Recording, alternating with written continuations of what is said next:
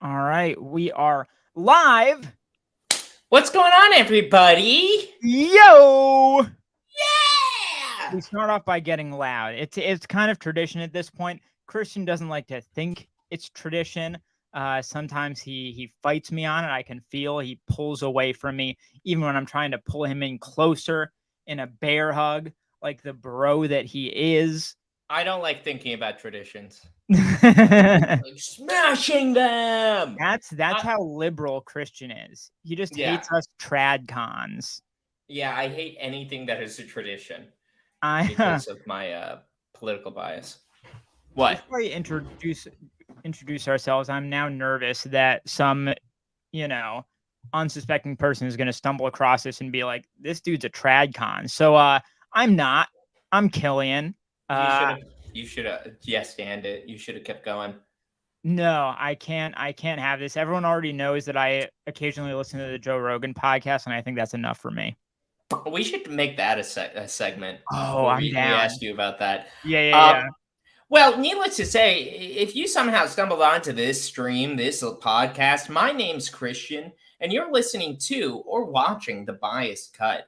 It is a live stream / podcast / 4D, 5D experience with as long as everybody has their system set up and calibrated, you should be getting this in 5D. And this 5D experience is all about fashion. It is the first ever 5D fashion podcast where we talk about all sorts of stuff, but as of recently, we've been focusing in talking about designers. Every episode, talking about a designer. What is a designer? What is a designer? I mean, for instance, could a designer design television shows? Because that's kind of what I want to talk about. I want to go off on a tangent immediately. Okay. Because the new season of Black Mirror just dropped this morning, and I'm probably going to be going and watching it right after this podcast. So it's just on my mind right now. And I don't know, are you excited for this season? He's being a freaking liar, guys. Right before we started, I was like, "Ooh, Black Mirror." Ooh. And this is, I guess, he's always leaking the sauce, you guys. I don't like it. do. Guys, listen. If you are new to this show, you're already in poor luck. You're already SOL. Right. But I love sci-fi. That's another thing that I love other than fashion. I named my YouTube channel after a sci-fi book. I am a big fan. And I don't really like Black Mirror. And I think that I can admit that maybe I haven't given it enough of a try in that I don't think I've watched every episode. But let me give you an example. Let me give you an example. Hit me.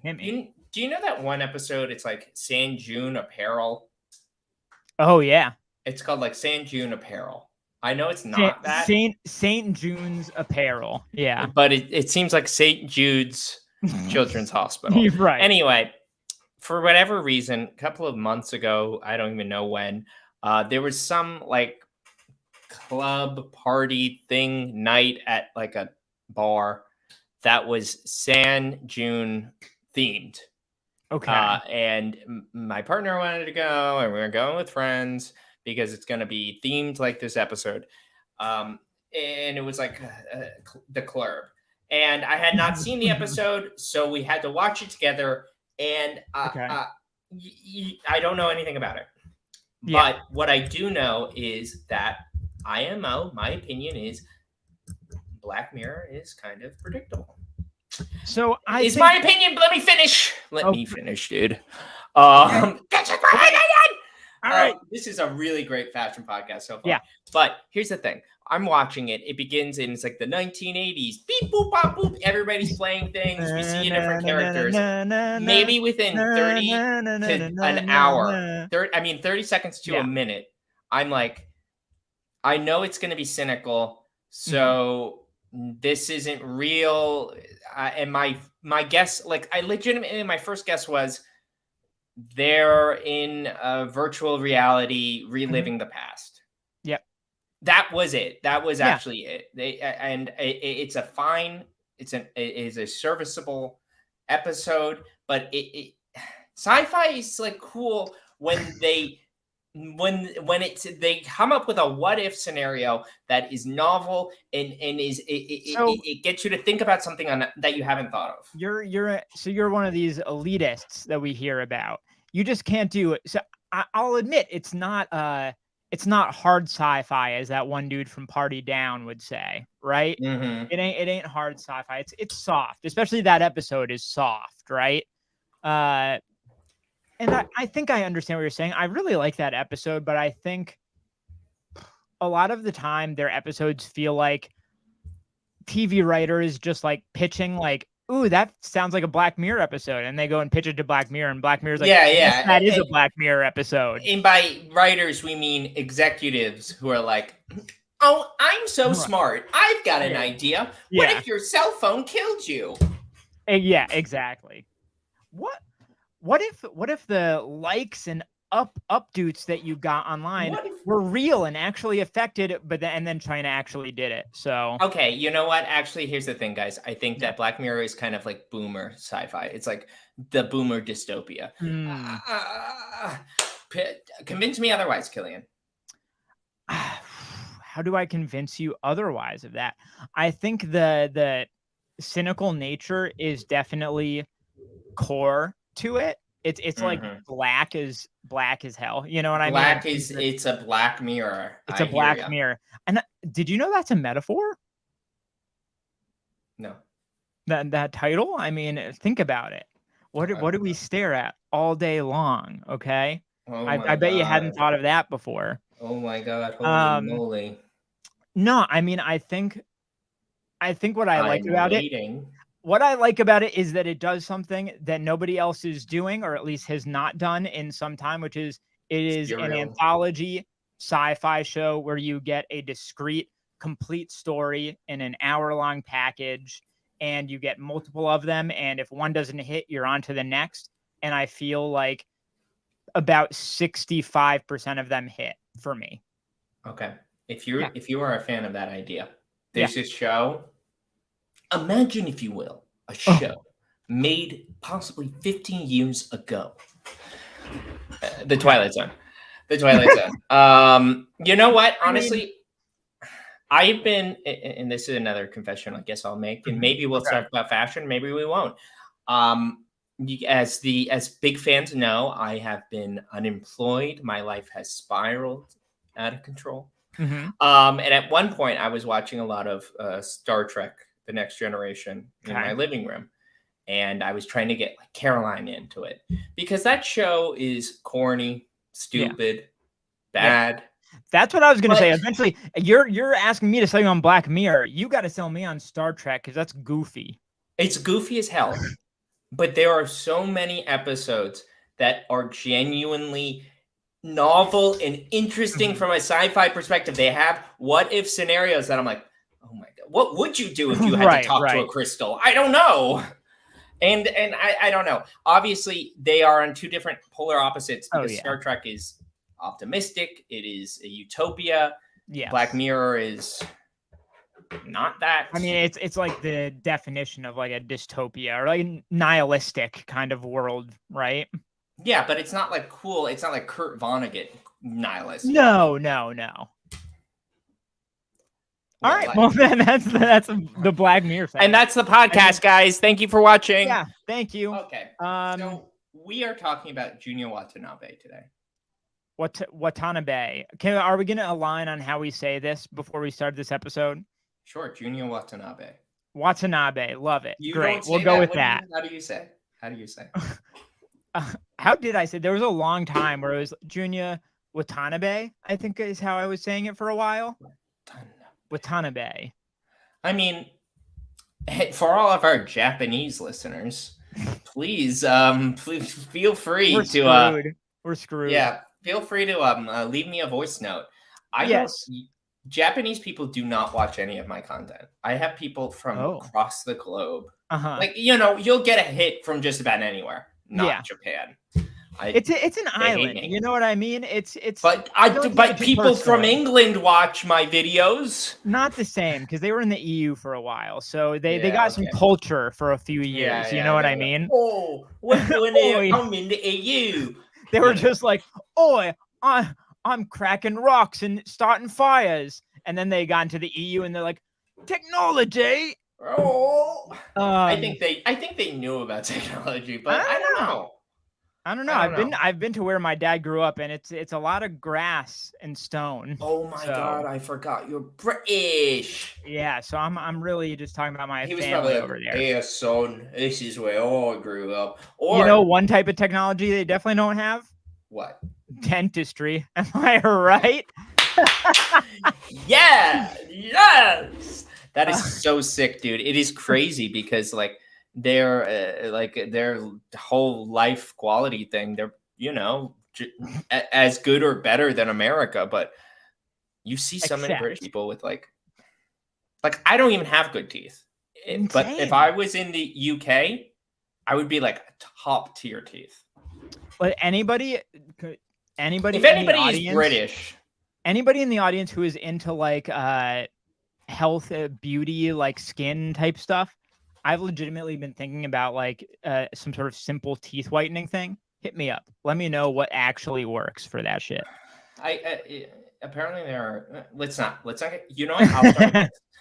JUNYA So, Watanabe, what was yes. your experience kind of learning the designer, becoming familiar? What was Yeah. your experience? And if possible, try to Mhm. tell this story in a 5D manner, so everybody watching at home in 5D. Yeah. Yeah. So let's start at level 1 and then we'll start adding dimension. So this is like the single dot and then we'll do a line and then we'll give it Do a volume, right? square and then Yeah. So I got into fashion right at the time when CDG Play was popping off really, really heavily. sick. So that was actually an entry point for me into fashion, like CGG Play, Supreme, brands like that were like the hottest at the time. So that was really my entryway. And I think I slowly started figuring out more about the Comme des Garçons family of brands and Extended realize, universe. oh, Yeah. this is like the entry level. And people who are at the other levels think that this level's kind of whack. So, okay, so what's going on up there? And I think through that, you eventually figure out about JUNYA Watanabe and where he fits into that entire thing. But I think I've always admired a little bit from afar. I've respected, I've liked it, but I've never found the direct entry point to be like, yes. You know what I mean? Yes. Yeah. So give me your spark notes. I want your side of this. I don't even know if I have a good story. I don't know. I mean, I think that probably didn't really become familiar with JUNYA Watanabe until I moved to New York, which is a while ago. But I don't really remember having kind of that moment. I think that and that's why I asked you, because I was hoping you would tell a good story. I see. But for everybody who potentially don't know anything about JUNYA Watanabe and thought that this media right now could help you, well, you're SOL. But JUNYA Watanabe is a Japanese fashion designer who is essentially the apprentice, the pupil, what's the little Jedi? What do you call a little Jedi? Padawan. Yep. Of Rei Kawakubo of Comme des Garçons. So if you're maybe confused, or maybe you're like, JUNYA Watanabe, is that Comme des Garçons? I don't get it. JUNYA Watanabe is essentially a brand within the Comme des Garçons family, but he is a designer. He was a pattern maker at CDG and then became like Rei Kawakubo's apprentice, and has since really, I mean, ultimately he has taken on kind of his own presence and identity as a designer. There is still obvious connections to Comme des Garçons, if you go into any Dover Street Market, you're going to see his stuff. If you go Mhm. into like a Comme des Garçons store, you're going to see his stuff. And come to think of it, I think the CDG family is maybe one of the best jobs in fashion when I think about it. Because if you get in, it really feels like this. If you get in at any of the CDG brands, like Yeah. you're just there. You're in the family, you have work for life. Family. Whether you stay, working under a designer or you rise up to run a brand, you're good. Even so, if you're on the outside, let's say you happen to start a brand and then get in at Dover Street Market or get bought Right. up by that conglomerate, again, you are in forever. Like Rosvet, Pacvet, whatever that Gosha Rubchinsky brand is. I Like, was going to bring up Gosha. Yeah. they are going to be making his stuff, I think, forever. I don't know who buys it, but it literally seems like he's just got work for life now because of the CDG family, Well, I definitely was gonna was gonna be my challenge to what you were saying is Gosha, well, is he chill forever now? I have no idea. Yeah. Honestly, I don't even know, because like the last time I looked into that, there were some questions about whether or not he actually did anything. Yeah. But like, to give everybody listening just kind of like broadly, what is JUNYA? What can you expect from his fashion? I mean, it just kind of a personal opinion in looking at his designs. He takes a lot of inspiration from workwear. There's always kind of like a multi-material playing with, or like usually utilizing a lot of hard wearing fabrics and materials, and he kind of flips it. He freaks it. But he's definitely like, I guess in the smallest words possible, in the least amount of words, who is JUNYA WATANABE? Imagine Japanese workwear avant-garde. That is kind of the look. There was this really interesting word that I saw when I was doing some research for this. Oh God, I need to find it. Mono something. Monozukuri apparently is something that people describe him as often.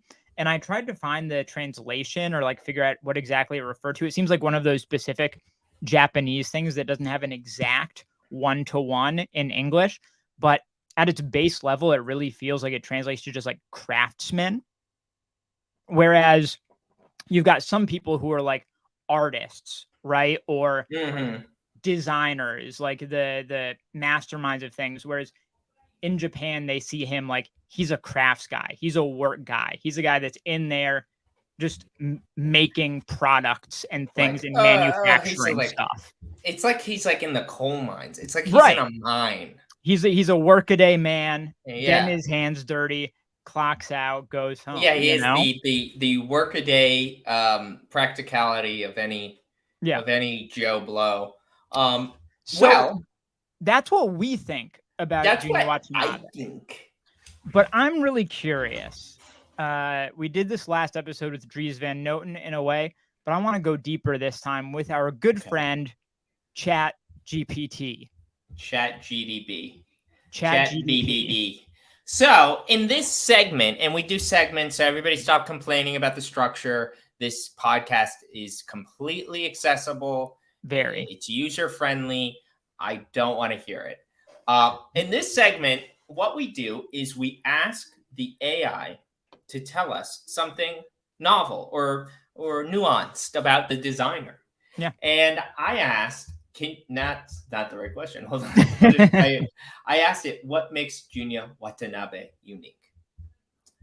So I'm very curious, actually. Yeah. What it's going to say? Yeah. JUNYA WATANABE stands out in the fashion world due to several unique qualities and approaches that set him apart from other designers. Here are some factors that contribute to his uniqueness. Innovative collaborations. Watanabe has a penchant for collaborations with both established and unexpected brands. That just sounds like Supreme, but let's go. Right. He partners with a diverse range of companies, from high fashion labels to workwear and outdoor brands. Okay. Sure. That's one. Boundary-pushing design techniques. Watanabe consistently pushes the boundaries of design by experimenting with unconventional materials, construction methods, and fabric manipulations. Ooh. He often incorporates unexpected elements into his creations, such as industrial materials, technical fabrics, and intricate pattern cutting. True. Let's Okay. do another Fair. one. Yep. Deconstructive and reconstructive approach. Watanabe is renowned for his deconstructive, reconstructive design techniques. He disassembles existing hybrid pieces and blends different styles, silhouettes, and cultural references by transforming familiar clothing into something new. He challenges conventional ideas of the fashion. Ooh. And then we have, how many more of these do we have? 4, 5, right, 6. One more? Oh, what? Fusion of functionality and artistry, conceptual narratives, continuing Rei Kawakubo's legacy. Let me read this one. Let me read this last one. Okay, please. As a prodigy of Rei Kawakubo, the founder of Comme des Garçons, Watanabe has inherited and further developed the legacy of avant-garde fashion house. While Watanabe has his distinct style, his design bears influences from Kawakubo's innovative and unconventional approach to fashion. I agree with that. Yeah. I think that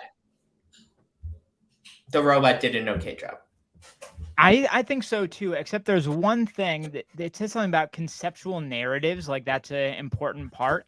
And I think I would push back on that. I mean, I'm sure you could make the argument, but I think one of the things that is most unique about Junya Watanabe is the lack of a narrative in his work. Okay. He's famously stoic and quiet. He doesn't talk about his stuff, except maybe he'll say like a word or two about it just to point you kind of in a direction for what kind of vibe might be going on.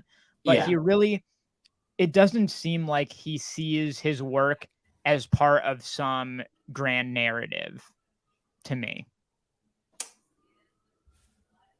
Well, the computer thinks otherwise, dude. And this is the thing. This is why we do this, because eventually it will take our jobs on this podcast as well. So we may as well just get used to it and accept everything it says. No. I'm really settling into it. I'm really settling into that. I'm like kind of like, I don't know. What do you think? I don't know. I mean, I guess to give kind of like the editorializing. Yeah. The way that I think about Junya Watanabe is it is a Japanese design kind of thing that is typically a little weird, sometimes very weird, but often it can almost go undetected, at least in the way that like we dress in the USA and like the kind of casual clothes, because I think of Watanabe's designs, like a lot of the contemporary ones, as being very casual in their focus. Well, what do we have something pulled up on this television. It's spring summer 16 from Watanabe. Yeah. We are seeing what looks like a clown walk down the runway. This one's women. I've just got a few that we can look through as we're talking, but this one I think applies more to like the techno fabric side of Watanabe, and also the kind of like futurism, techno future kind of stuff that he incorporates into his work. It's very Kawakubo looking. Looks really Kawakubo. Yeah. And I mean, honestly, if I saw these without the title, I would have guessed this was Comme des Garçons. I wouldn't have guessed this is Watanabe at all. Because I think, like, at least for me, whenever I see his clothes in stores, it will be things like workwear pants, like those patchwork blazers, like denim on denim stuff. Like, I always see very, like, kind of like Carhartt whip taken to another degree. So with that, let's move along a little bit to spring summer 2015. That's backwards. What? Dude. We just looked at 16. Yeah, when we're going backwards, because now we've got man. That was women. Oh, now we got man. Okay. And this one is like one of his most denim heavy collections, I would say. Dang, it's denim heavy. We're watching a model walk down the runway in like high water jeans. It looks like a navy jacket. I don't even know if it is denim, but it's all, like I said earlier, it's like patchwork. It all kind of like looks like it was like different pieces put together. And I mean, like in a vacuum, I think some of Watanabe's pieces look kind of sleepy, or not wildly unusual, right? Know? But I have respect. I have respect. That's why we're doing this. We have respect. Oh, we have the respect. You also get there's elements of like you said, almost the sleepier Comme des Garçons lines as well. Like, Like in his shirts, like you can see Comme des Garçons shirt, just that kind of like cut and sew, like, oh, I'm gonna take a striped this type of stripe for the body, and then I'm gonna chop off the sleeves and put a different kind of stripe for the sleeves or something like that. You know what I mean? yeah.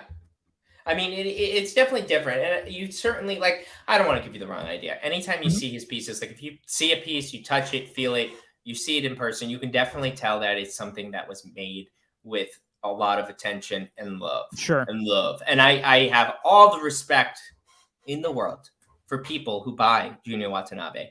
But I guess here's like the next topic. I've never owned a piece of his. Same. I was Yeah. gonna bring that up as well. I'm in the same boat, and I was curious what you would say has been the factor that's holding you back. It's expensive. Mhm, And mhm. But that's not fair. I know, like, that's a yeah, but we can legitimate, say that honest about reason, anybody. but you have bought other things throughout your life at times when you could have used that money to Once buy upon a something time, from yeah. Junya Watanabe.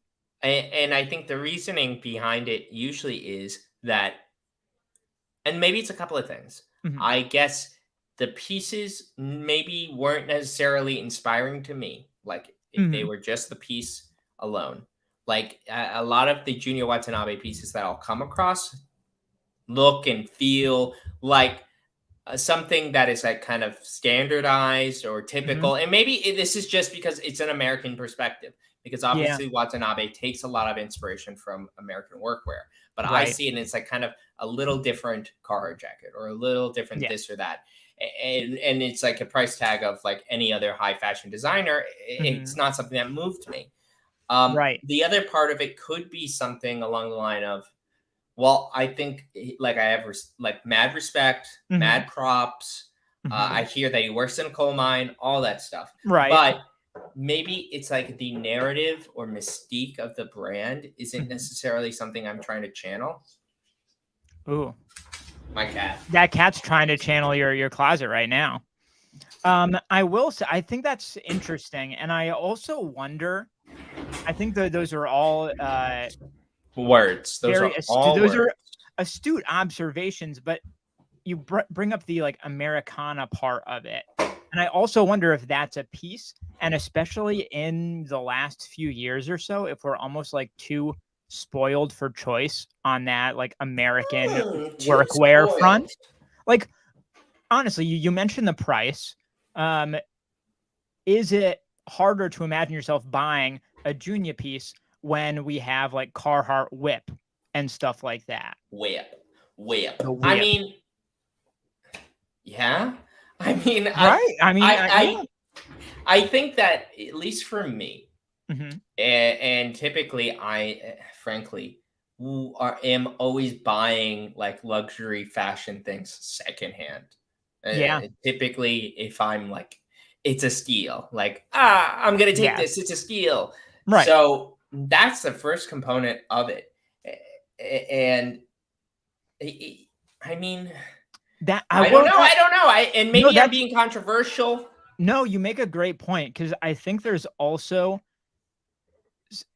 most things from most brands, if you don't want the new season right, you can probably get if you're willing to be patient and willing to search a bit, right? If you want that crazy deal. Yeah, if Like, you, it things maybe pop up. like sometimes, obviously there are going to be pieces that are like Yeah, grail locked in, of and course. you have one chance, and if you don't buy it, you're not getting it. But But Junya but is an archived brand, right? At least more so than most. Like, if you're looking for his stuff, there's a higher than average chance they're gonna come across one of those sellers that's just like archive, whatever, it's all guy, Japanese archive archive guy. guy. And it's gonna be twice as much as if it was just like the real had it or whatever. You know what I mean? Yeah.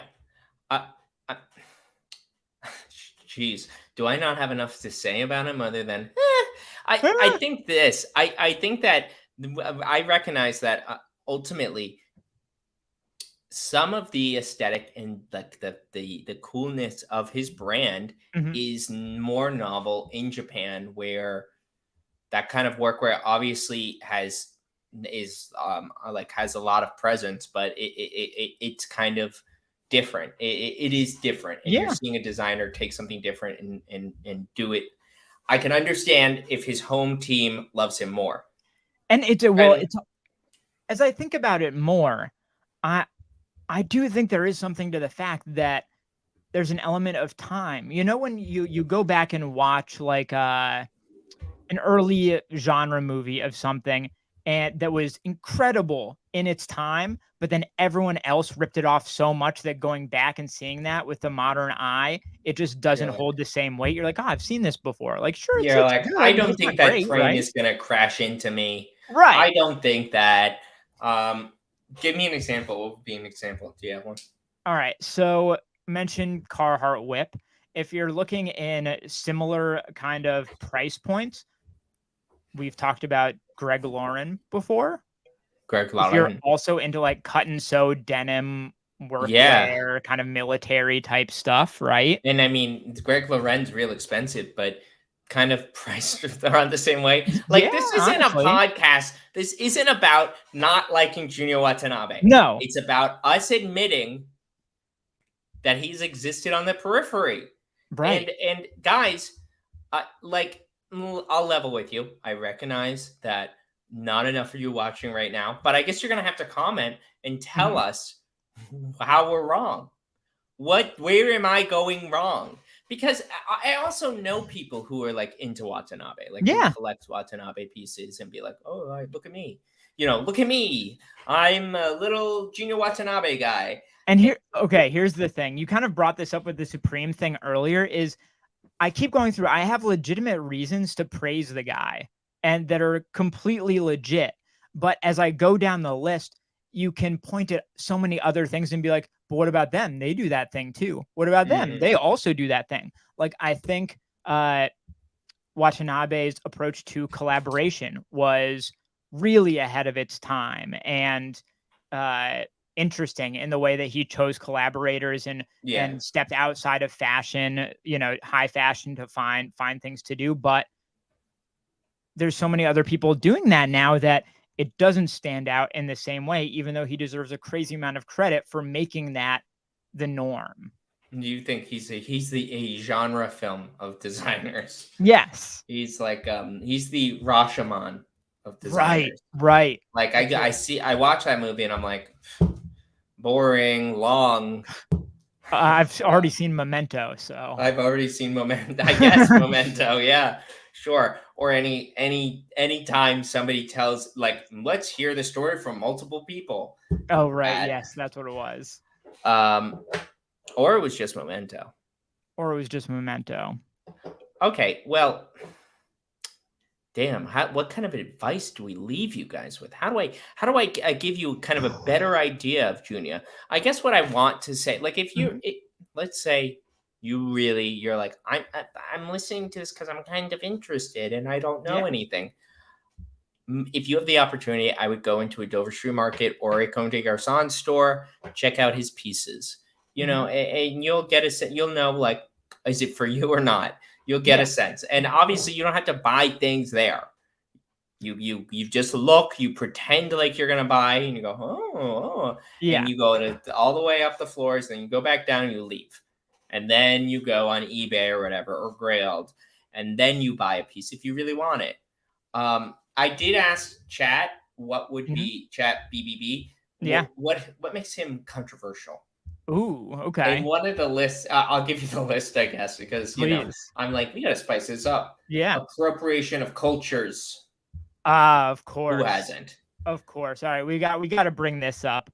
This Lack is of this is getting diversity. spicy, this is getting spicy. But one of the controversial points is price point.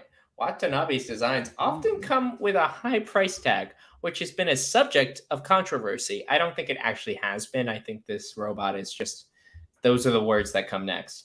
Critics argue that the exorbitant prices make his creations inaccessible to many people. Name a critic. Who is saying that about high fashion? Like they're going to say that about Watanabe and not everybody else. Fair. Okay, but let's talk about the cultural appropriation. Mexican ministry Ole, slams. ole, ole, ole. Oh no. Oh my God, is this Rivet? It is Rivet. Dude, I used to write for this. No, you didn't. Publication. Yes, dude. No way. That is funny that you pulled this up. Oh, so this is your article. I mean, you're good friends with Liz? Liz, we love Liz. I don't think so. But this was my first job out of college. I wrote for Rivet and I wrote for another one. All right. I think it's kind of cool that you pulled this up. So let's see it.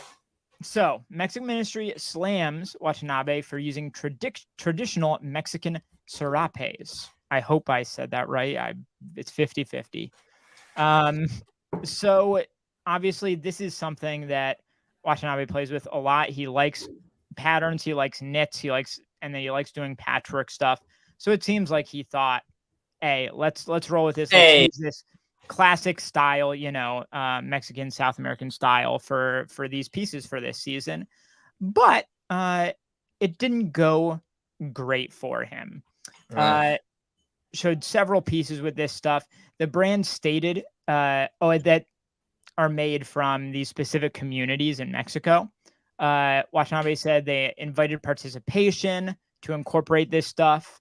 But the Mexican government said it was unethical to do so. It was no me gusta, they said. Yeah. So, and they accused the brand of putting its commercial calendar before the interest of closing an ethical agreement. So basically, Watanabe was apparently negotiating with these artisans in Mexico to make these in the legit traditional way. It didn't align with the schedule, so Watanabe was just kind of like, screw it. We can make these. It's just some knits, right? I mean, frankly, doesn't every brand on earth do that? They said, I wish I could have done something ethical, but I'm choosing to make money. That's everyone, right? Exactly. I guess to be fully transparent, and to give people an idea, other than the fact we were looking at a publication or an article from a publication I used to work for, but not anymore. We were looking at some of the Watanabe pieces, and they featured basically like denim, kind of like casual workwear, different styles, and they would have patches of this like multicolor, very traditional to South America kind of flair. That real boho flair. My point, and by that I mean like boho California. Baja California, sorry. The famous sunny Boho, California. Baja Blast. It's very Baja Blast, this look. I was going to say I wouldn't have known or guessed that this, I recognize this kind of design of a textile. Yeah. I would not have guessed that this is something that is like steeped in tradition. So here's the spicy take, okay? Okay. I think the only reason this blew up is because JUNYA ever tried to do it the legit way in the first place. I think what really blew all this up is that they went to these artisans in Mexico and they tried, hey, we want to do this for real. Didn't work out. Then they went and did it anyway on their own. If they had just done this in their own studio in Japan, had never talked to these artisans in this town in Mexico, I don't think it would have been anything at all. I don't think it would have passed right on by. And that's kind of sad that just being unethical from the start and never even trying would be the better decision. But in a business sense, I 100% think it would be. Dang, you might be right, dude. I mean, honestly, you might be. I feel like I've seen white people wearing this stuff. Yeah. Oh, yeah. Especially now. I feel like I've seen Amiri jeans with it. Right? Especially now in today's climate, in today's economy. Mm-hmm. And we're looking at, for anybody who's just listening, like I said, it's like a Watanabe piece with a textile that looks really familiar to anybody, I guess, in America, not even the Southwest. Mm-hmm. So do we feel like that? The thing is, Japanese people can be kind of single-minded, right? I don't know. Maybe that's not the right way to put it. I feel like Japanese people can be unfamiliar with the cultural sensitivities of people in the United States. Right. Like here's an example. If anybody plays Advance Wars, if you used to play it on your Game Boy, they just released it on the Nintendo Flip, Nintendo Switch. In the original version of that game, like it's a game where you play like leaders who move little pieces it's like fake war, essentially.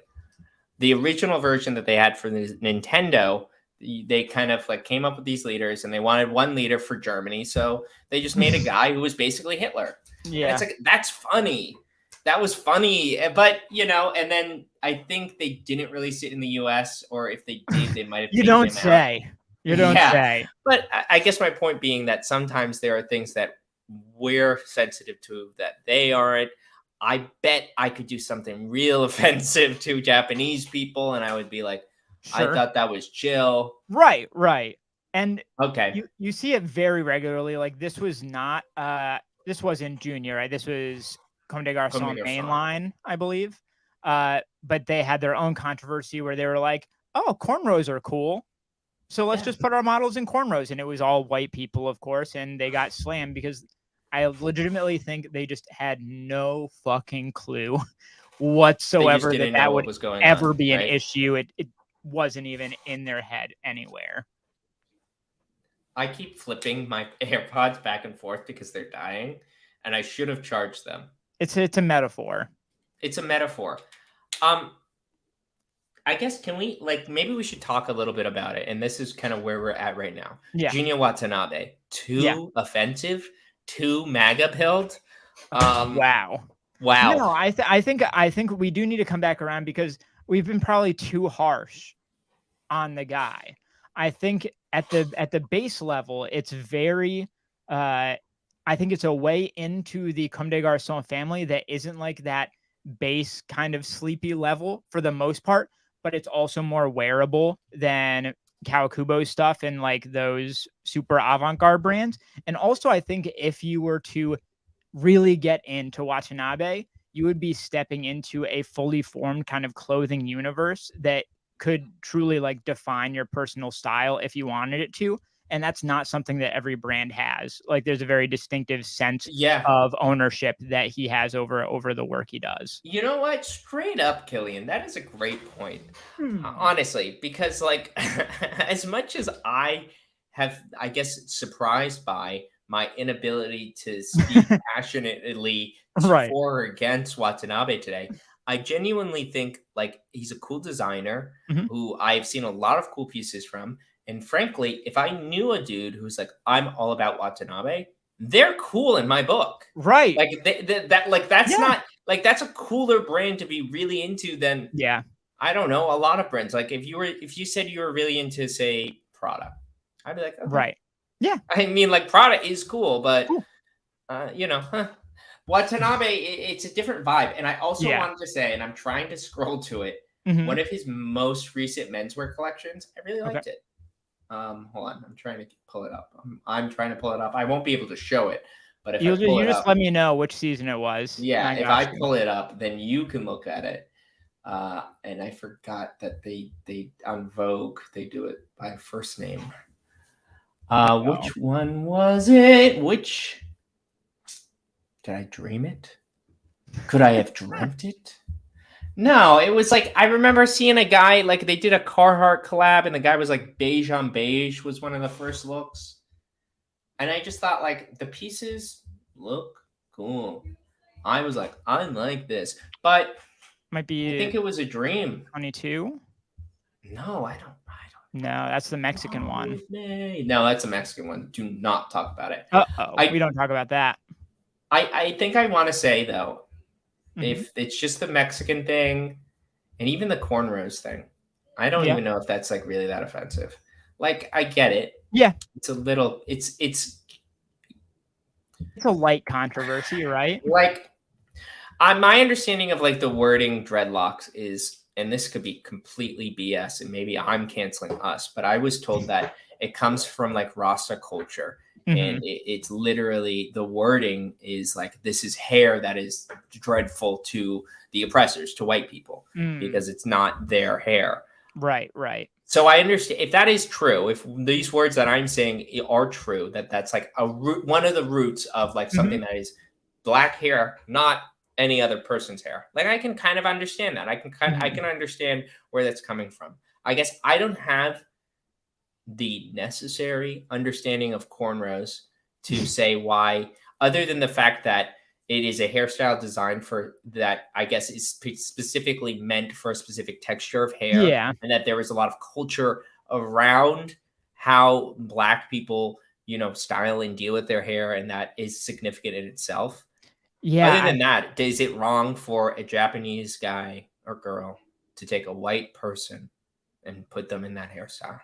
That's a great question, actually. Like the steps removed and the fact that it's another, like, what in America would be a minority group, like, does that change it? I don't know. It gets a little funky, right? I don't know, guys. We're Joker pilled in this pod. are. Here's my point. Yeah, I just started playing Diablo Okay. 4. And like many games where you have character customization, you can make your guy white and put him in black hair. And They don't stop you. The game doesn't go, no, cultural appropriation. But, obviously it's a game. It's fantasy. It's you by would say, Blizzard, well, okay? Blizzard, who We has can't accept never anything been known that they do. They've never been known for doing anything questionable. Mm-mm. I mean, I guess you could say like, well, I'm doing a character who is of African descent, but they're albino or something. I guess you could say that. Or I'm doing one of the twins from the second Matrix movie. So I do think I have thought of a way that we could throw some praise Junya's way. Okay. Like, what if we both decided to find like a piece that he's made and we're like, we would definitely have coitus with that piece of clothing. And then I'm just spitballing here. Okay, hit me. We come up with a piece that we're like, ew, she's a pig. Right. And like we totally haze her out of 10. And we're like a frat. We're like Blizzard employees, and we're like, ew, gross. And we make this person like we destroy them. We destroy them mentally. And there are so many Blizzard specific things that I wanted to say, but all of them are too messed up, and that's like dark to think about. Yeah, I hope you don't, and I hope that Rivet doesn't say Christian Chibetta, former employee. Oh no, said a very racist thing about hair in his recent podcast. No, like we're gonna get nailed. Rivet, you're great. Okay, we love you. Christian loves you. He has very fond memories of working with you. I have funny memories. I don't know fond. So this segment is called Smash and Pass. We're doing both of them. We've each picked a piece that we love, that we're vibing from Junya, and we've picked a piece that we are just not, that is not doing it for us. So, and this is one of our many segments. Our show is structured. We don't just kind of not know what to say. No, we always know exactly what there's we're saying. no dead air. There's no dead air. Guys, I did a gag. I want to see your pick first. We started with mine last time for Drees. Let's see what you're picking as your fave here. Pull it up. Okay. I saw this piece and I thought, dang, that looks pretty cool. I'll pull it up on my computer so I can zoom in too.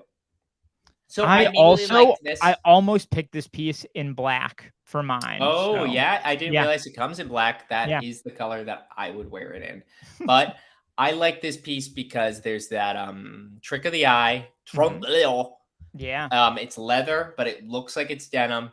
Kind of Margiela vibes in that way. But there's something about it, like the way that they make it look like kind of like a what do you call it? Like a trucker stop kind of race car driver jacket. And they make it this like that weird, like, I guess it's printing to get it to have that color and effect. Yeah. I think this is a cool piece. It is almost certainly like exquisite in how it is made. I can promise you that. If you look at like the hardware, like that is nice. Exquisite. Right? Yes, and I also would like to point out that the cut looks perfect. Looks perfect on that dude. Absolutely. He's a model, so he's always going to look hotter on him. But I would smash this piece, dude. I would And for smash it. you people out there, just to keep in mind, this is a Comme des Garçons brand. So you see this guy, if you had to eyeball what size he was wearing, I don't think it would be a large, but this is a size large. So if you're actually interested in buying any of his stuff, keep that in mind. Yeah. But yeah, I And definitely I'm with you on this. You're gonna get no argument from me. I think this is a great choice here. My last question on this though would be, do you think this is representative of Junya? well, I feel like it kind of is because Yeah. it's like that denim, it's like Mhm. that weirdness, and it feels very like Americana from the archives kind of thing, and that's Yeah. why I picked it. Like the more obvious, I think, like iconic Junior kind of thing would be the jeans he's That's wearing. exactly what I was about to say. These That's patchwork like jeans. Yeah. I have a pair of Polo Ralph Lauren patchwork jeans that I've Mhm. had forever. And when people are feeling like they really want to butter me up, they'll say, "Are those Junya Watanabe?" And I'll be like, "Thank you, sir." They are Thanks. actually Ralph Lauren, which is still cool of me, but they are not Junya Watanabe. Right, right. No, I think I agree with you. I wanted to invite the discussion, but I would also say, so it's not like the number one, like first thing in the museum exhibition of Junior's stuff, but I think it fits a lot of his kind of codes, you know? Who are you gonna have sex with? Okay. Let's see. Okay. So we gotta hide it on screen here. We learned that last time. Yep. Uh And guys, I guess just saying, because there are so many of you live right now. There's Thousands. so many. It's Yeah. crazy. I'm worried that the YouTube servers are going to crash. But Mhm. if you're listening to this, you can always join us every Thursday. I forgot what day it is, at 8 p.m. Yeah. We do the bias cut. Like, you guys know how I don't have a real job. I was asked to do a shift at the pizza place tonight, Ooh. and I said no. 'Cause No, he a I have real my one. other job. Christian's a I real have my one. real job. I'm desperately hanging on to my life Content. from the apartment, but I still did this content for you guys. So Damn right. the bias cut 8 p.m. So yeah, Okay. please join us. So here's my choice for my smash piece. And I think we're gonna have some foreshadowing here. I'll just plant that seed in your mind, okay? Okay. This is a collaborative piece with Brooks Brothers. Dang. It is a blazer, a $2,300 blazer. Chump change. That which is insanity, but okay, I'm gonna ignore the price for now. But I think this is a kind of classic example, right, of Yes. Junya Watanabe's work. It's a black blazer with some multi-patterned patchwork stuff going on the front. It even happens on the back in an almost architectural kind of like Bauhausy type of way, I Yeah. would say. I actually think that back detailing is my favorite on the piece, even more so than the front. I also like that it's done with Brooks Brothers, so you have that kind of authentic American Iconic. vibe to it. Yeah. Iconic. Yeah, what do you think? Um, I think that, and I'm not like calling him out for it, Mhm. but the patchwork blazer is a piece that it's like the second one after the patchwork jeans. Yeah, I see Yes. it all the time, Yep. and I think that like even the placement of the patches is something that is repeated or like iterated on, because Yeah. I feel like I see a lot with these kind of placements. The guy I was talking about before in my brain, who I'm like, I know people who buy Junya. Mhm. He like the one piece, like I have a memory of him going like, oh, I just picked this up, and it was a blazer with Right. patchwork in like almost the same way. Yeah, totally. So it's an iconic Junior piece. I agree. The whole Brooks Brothers thing is cool. Mhm. The original brand, Brooks Right, Brothers, is right. considered to be the first fashion brand. I wonder how it fits. That's a fantastic question. I wonder if they have any pictures on an actual there you go. Okay, that's a guy. It's a guy, It's a right? white guy though, guys. So I think shit. actually seeing it on, I'm less enthused about it. Yeah. I think I have some sort of, unless it's the shirt that he's got on underneath or just like the shape of this guy, there's something I don't love about the lapel. of this jacket, I think. Yeah, I mean, I think that ultimately, and that's why I asked. It's like Yeah. Brooks Brothers is iconic. I think their suits are very nice or whatever. Hmm. My like go-to winter coat right now is a Brooks Brothers overcoat that I found. Hmm. Love it. But I was thinking about the fit of that sack suit. You know, it's Yeah. just kind of not not not exactly it, Chief, for me.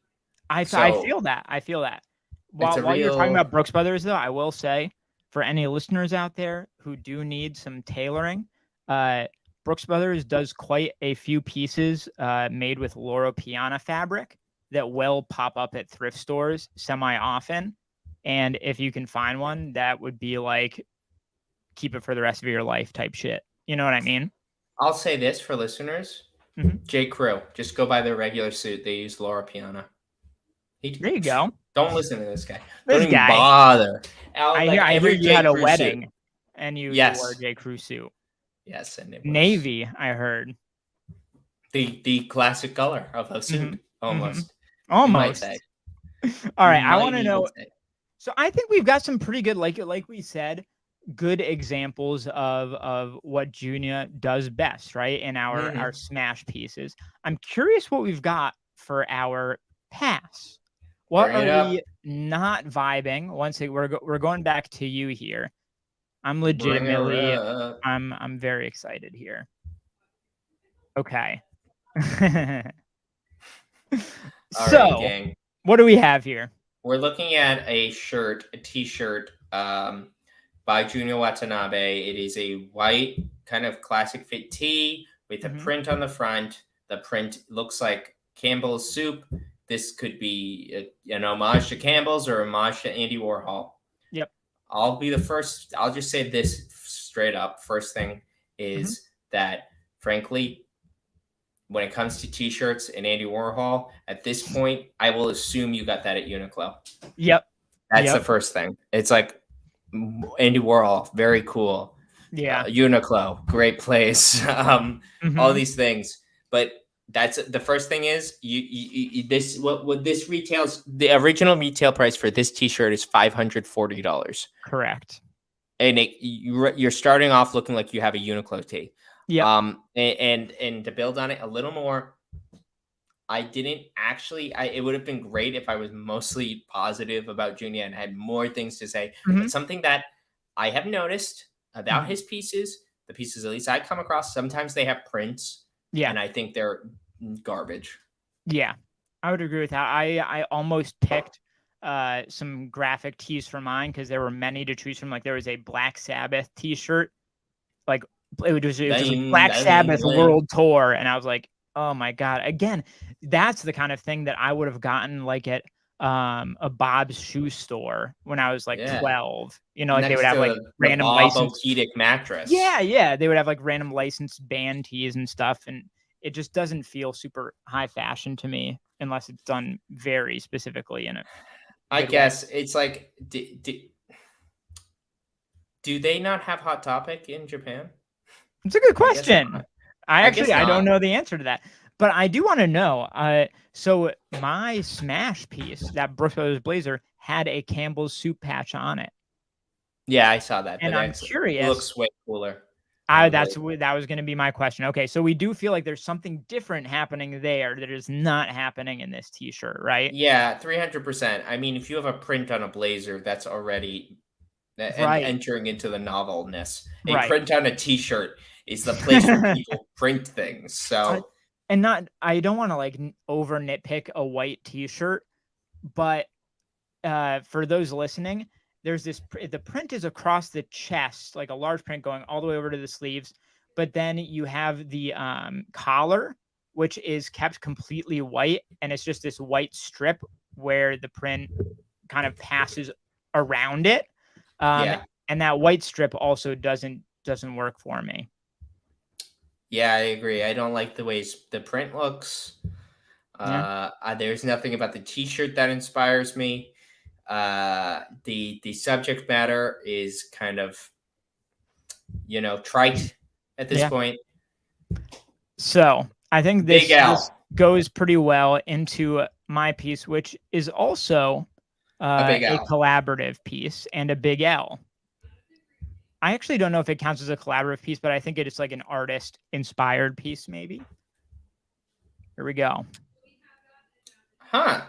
Yeah, so this is a pair of cropped blue denim jeans.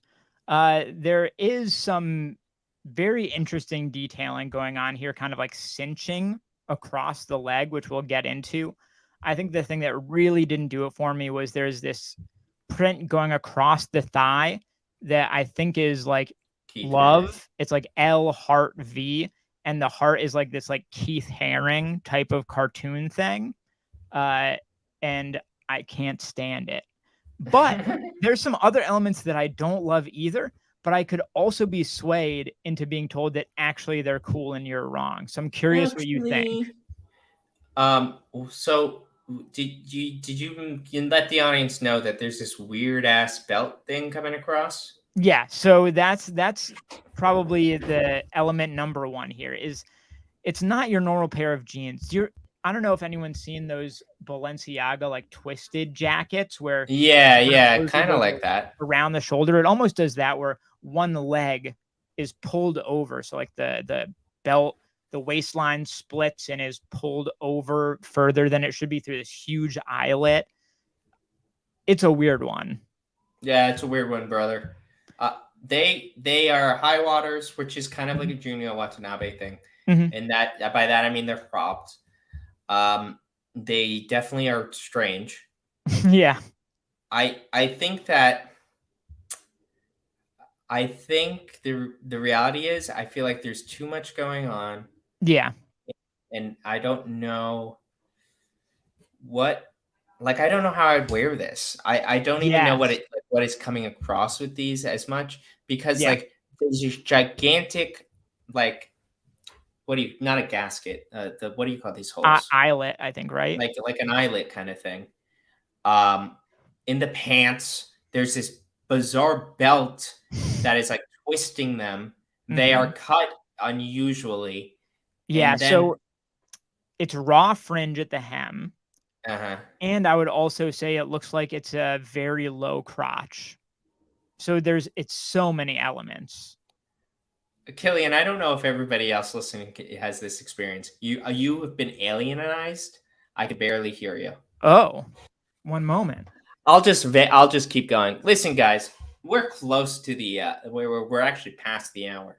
So if you or a loved one would love to participate in this episode again, where the bias cut, follow me on YouTube, Brave New Wear. Follow Killian on Low Luxury.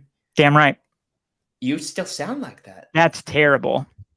I have no idea if it's a shared experience. We'll never know.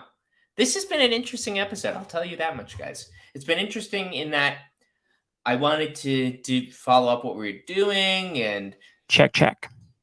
Horrible. Wow. I don't know what's going on.